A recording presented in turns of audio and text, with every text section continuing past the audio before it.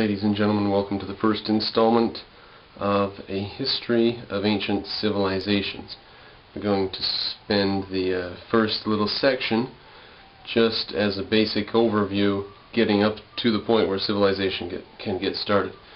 And it's going to be a history of Western civilizations, the important ones, the ones that touch the East, but we're going to leave out ancient China, for example.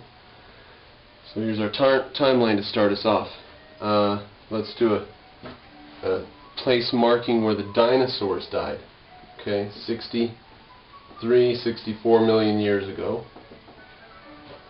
And here's today. It's the very far end of it. Okay. Now, about 1 million years ago, there were quite a few different varieties of Australopithecine running around. And they were, a lot of their remains have been found in the Olduvai Gorge, 63 National Geographic Society, out of a book by Chester G. Starr, Early Man. The Olduvai Gorge represents remains from Australopithecines. They are about 1 million years. So if that's 63, then there's 30, 15, right? So about right there. Man-like creatures, okay? Dinosaurs, all this time passes, man-like creatures, and then everything from the rise of sort of upright sort of creatures, clear up to today, yesterday afternoon, right there, in this last little bit. Fine. Now let's expand and say that Australopithecine rises right there, about 1 million years ago. And here's today. At the far end. Good. So this is 500,000 years ago. Now they have found evidence that Australopithecine goes back further off of this chart for about 5.5 million years. Not just 1 million years. But that's where we're going to draw our line and say that food gathering was all that there was up until this time and further. You get into Homo erectus at about 400,000 years ago.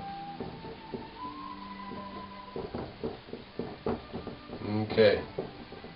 Now, let's talk about what happened in all that span of time, getting us up to Homo erectus. We came from some sort of ape-like creature that used its front legs for walking on and for climbing in the trees.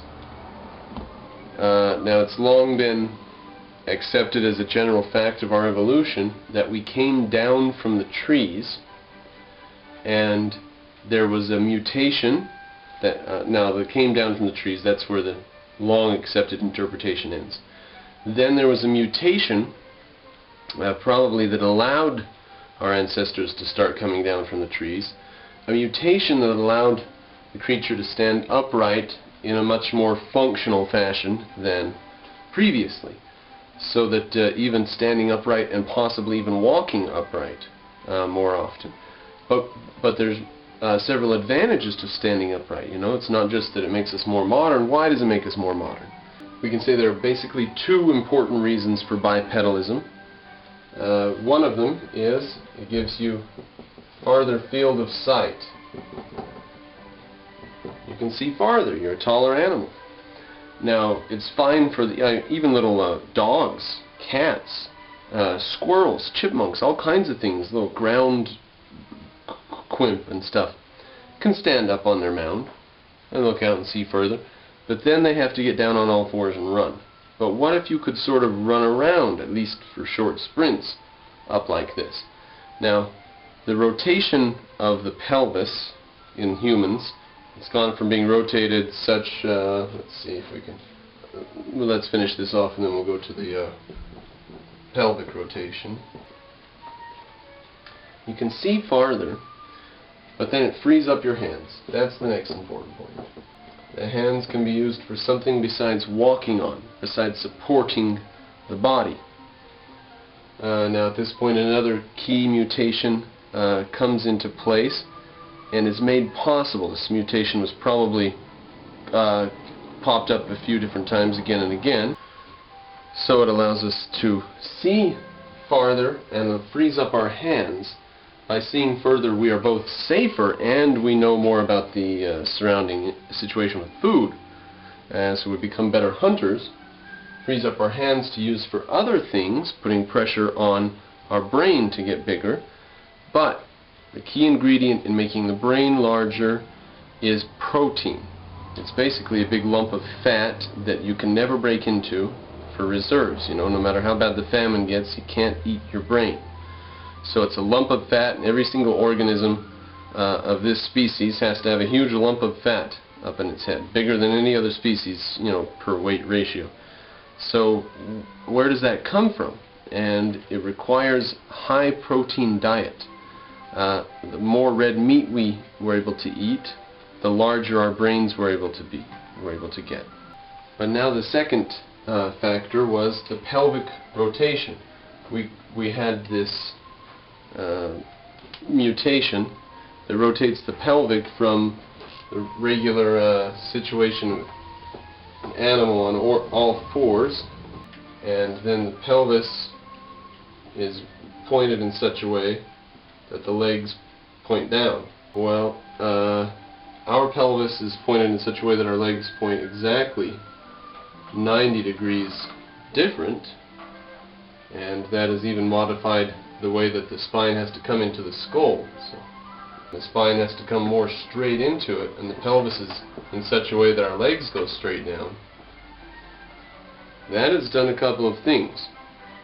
When it's situated like the animals, it allows all of the guts to be supported by some of the bone structure in the rib cage, or the bone structure in the pelvis supports the guts there.